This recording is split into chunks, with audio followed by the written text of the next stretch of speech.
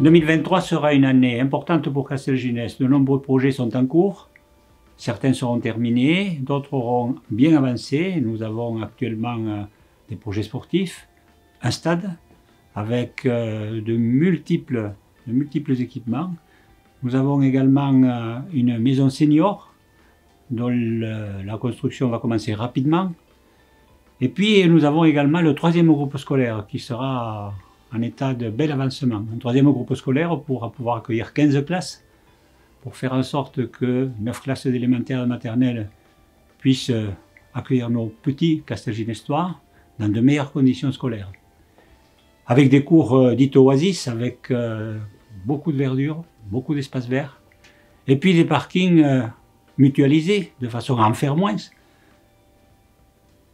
Très peu de parking. Certains ont pu parler ou écrire d'un hectare de parking, c'est faux. Il n'y a que 2000 mètres de parking au grand maximum.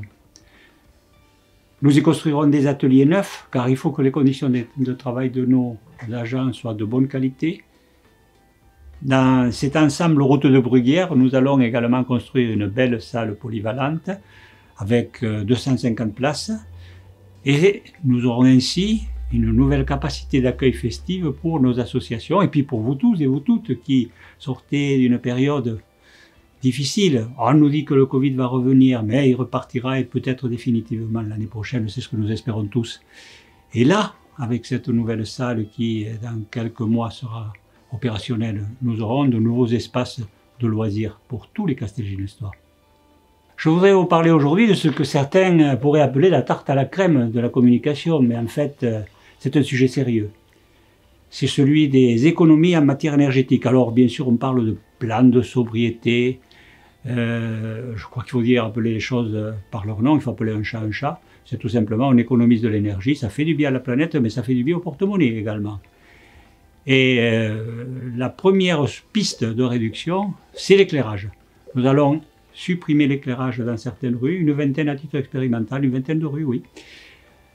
Nous allons le supprimer de 1h à 5h du matin. On verra bien, paradoxalement, ce que ça donne. Et puis, l'église que vous voyez très belle, illuminée tous les soirs, bien mise en valeur, eh bien, à 23h, extinction des feux. Nous avons également entrepris il y a très longtemps le remplacement des lampes à filaments par des lampes LED. Ce qui permet de faire des économies très substantielles. Le rapport est de 1 à 10, donc vous voyez que lorsqu'on dépense 10 € avec une lampe traditionnelle, on en économise 9. Donc c'est très clair. Nous avons également réduit le chauffage d'1 degré, un petit degré. On est passé à 19 et nous avons mis en œuvre dans les nouveaux bâtiments. Tenez, nous venons de refaire un bel équipement qui est le gymnase. Et bien là, on a mis ce qu'on appelle le chauffage intelligent. De quoi s'agit-il? C'est un chauffage qui, en calculant la température extérieure et intérieure et le nombre de personnes qu'il y a à l'intérieur d'une salle, sait combien il faut chauffer pour maintenir une température constante. Évidemment, aux alentours de 18-19 degrés, ce serait l'idéal. Nous avons également pris en compte le besoin d'isoler les bâtiments, avec une isolation extérieure de très bonne qualité. Et puis, il ne suffit pas d'isoler, il faut aussi produire de l'énergie, ce qu'on appelle les énergies renouvelables.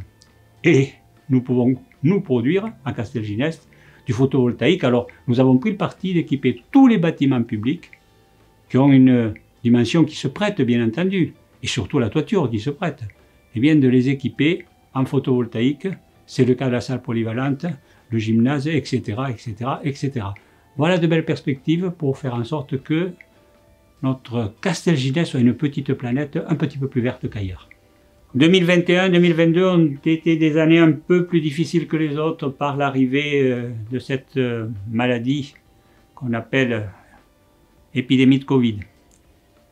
Nous formulons le vœu que 2023 soit une meilleure année, que nous puissions renouer avec cette tradition de la balade, de la promenade, de la sortie, des échanges également au sein d'un même groupe social de village, que notre marché, qui est une sorte de feu permanent de vie, puisse le continuer et puisse encore être meilleur demain qu'il n'a été au cours des 2 dernières années.